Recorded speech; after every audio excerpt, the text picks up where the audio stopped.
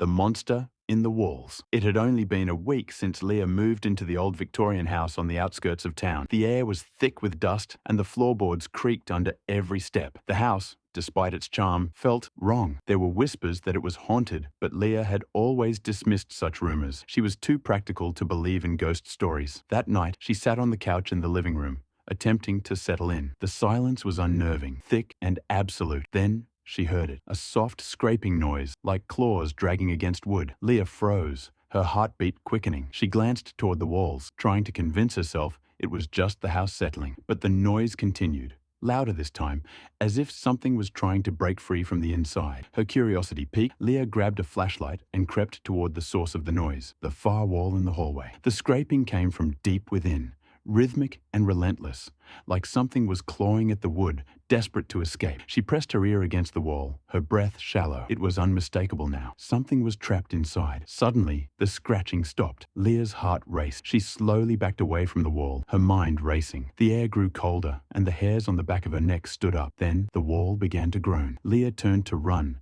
but before she could move, the sound came again, a deep, guttural growl, followed by a loud bang.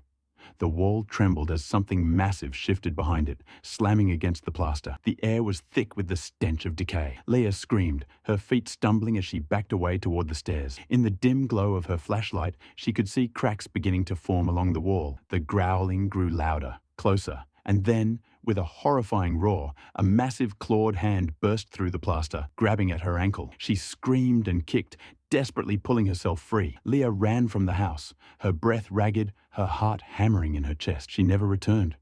The next day, the house stood silent again, as if nothing had happened. But the walls continued to groan, as if someone was still trapped inside, waiting.